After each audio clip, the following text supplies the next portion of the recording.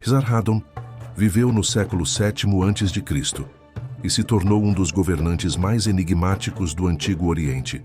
Filho de Senaqueribe, rei da Assíria, cresceu entre guerra, intrigas e disciplina. A Assíria era império que avançava por estratégia e força calculada. Esarhaddon não herdou o trono facilmente. Sobreviveu à conspiração familiar, fugiu para não ser morto e voltou para assumir posição legítima. Sua ascensão foi marcada por violência, mas também por senso profundo de destino. Quando se tornou rei, encontrou cenário instável. O Egito havia se fortalecido sob a 25ª dinastia núbia e tentava ampliar poder ao norte. A Síria via risco direto e precisava impedir avanço egípcio.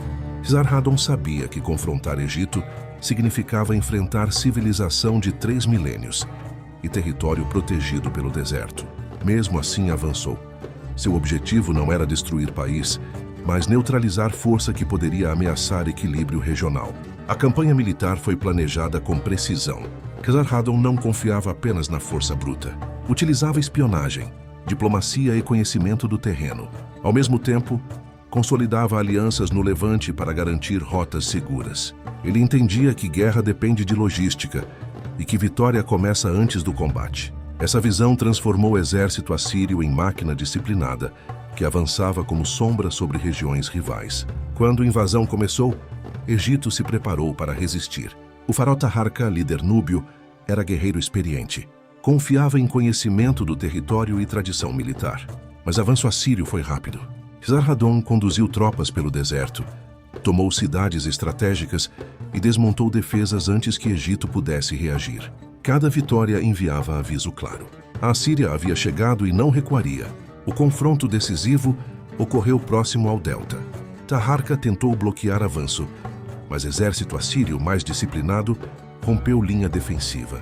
A vitória não foi apenas militar, foi simbólica.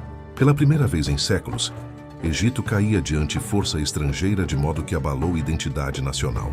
Esarhaddon entrou no país como conquistador silencioso, instalando governadores leais e impondo nova ordem. Ele não destruiu templos, nem tentou apagar crenças locais. Queria estabilidade, não caos. A marcha até Mênfis mostrou equilíbrio entre força e diplomacia. Em vez de devastar população, puniu apenas rebeldes, gerando sensação de ordem firme. Muitos egípcios aceitaram domínio assírio por entender que a alternativa seria conflito duradouro. Esarhaddon sabia que conquistar é simples. Difícil é manter controle. Ele administrava território pensando no futuro. Em registros oficiais, descreveu suas conquistas como restauração da ordem desejada pelos deuses. Via-se como instrumento de equilíbrio. Essa visão legitimava a expansão assíria. Ao mesmo tempo, respeitava tradições religiosas locais, mantendo sacerdotes e cultos. Esse cuidado sustentou o domínio assírio por anos. A presença assíria no Egito inaugurou o período de transição profunda. Egito deixou de ser potência autônoma e se tornou região administrada e observada.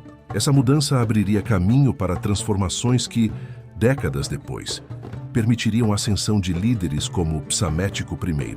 A origem dessa reorganização está na marcha estratégica de Esarhaddon, líder que revelou fragilidade das fronteiras egípcias e necessidade de reinvenção.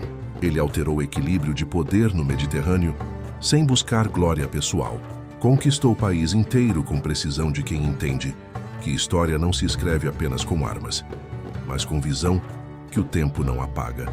A consolidação do domínio assírio no Egito revelou o lado menos visível de Esarhaddon, perceptível na forma como administrava territórios conquistados. Ele sabia que força abre portas, mas só organização sólida mantém controle. Enviou escribas, engenheiros e oficiais para reorganizar impostos, rotas de comércio e comunicação com Nínive. Sua política combinava vigilância e pragmatismo.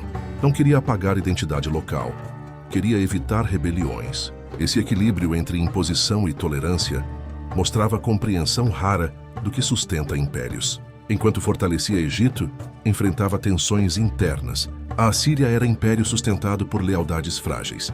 Governadores testavam limites e regiões como Babilônia exigiam atenção constante. Para evitar novo colapso na sucessão, Esarhaddon preparou documentos que garantiam legitimidade de seus herdeiros e exigiam fidelidade de líderes regionais. Era governante que via além do presente e buscava permanência política.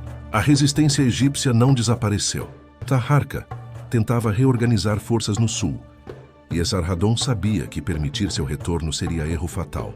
Preparou nova campanha, mas doença repentina interrompeu o avanço. Registros descrevem sofrimento intenso, interpretado como sinal divino. Para o povo, o corpo do rei carregava a ordem do mundo. Quando o corpo falha, estabilidade parece oscilar. Sua morte interrompeu o momento decisivo. O filho Assurbanipal assumiu o trono e manteve política expansionista. Porém, o impacto da ausência do pai foi sentido rapidamente. Esarhaddon reunia precisão militar e sensibilidade diplomática. Quando essa combinação desapareceu, a estrutura assíria começou a mostrar rachaduras.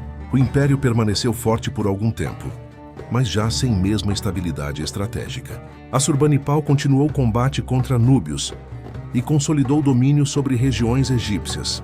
Contudo, tensões internas e ameaças externas fragilizaram o império. Décadas depois, Egito recuperaria parte da autonomia sob Psamético I. Paradoxalmente, a vitória assíria abriu caminho para o renascimento egípcio. Ao desarticular força núbia, Esarhaddon criou espaço político que futuros líderes explorariam. Sua ação alterou o equilíbrio de poder sem intenção de glória pessoal. O legado de Esarhaddon é complexo. Egito o viu como invasor, a Síria como restaurador da ordem. E estudiosos modernos o entendem como peça central de transição histórica que conectou África e Mesopotâmia em novo arranjo político. Ele redesenhou o mapa mental do Mediterrâneo, influenciou o surgimento de novos poderes e provocou cadeia de mudanças que ecoariam por séculos. Era governante que agia longe das celebrações, nas salas onde mapas eram decididos e futuro traçado. Sua morte não encerrou apenas um reinado, encerrou método. Ele deixou visão que guiou administradores e influenciou o modo como grandes impérios tratariam territórios conquistados. Ensina que poder duradouro não depende só de violência, mas de capacidade de compreender povos e antecipar tensões. Esarhaddon permanece figura essencial para entender declínio assírio, renascimento egípcio e ascensão de novos centros de poder. Ele foi elo silencioso entre mundos, a sombra estratégica que atravessou o deserto e mudou o destino de nações sem buscar monumentos. Em silêncio, moldou história. Se você gostou do vídeo, não deixe de se inscrever em nosso canal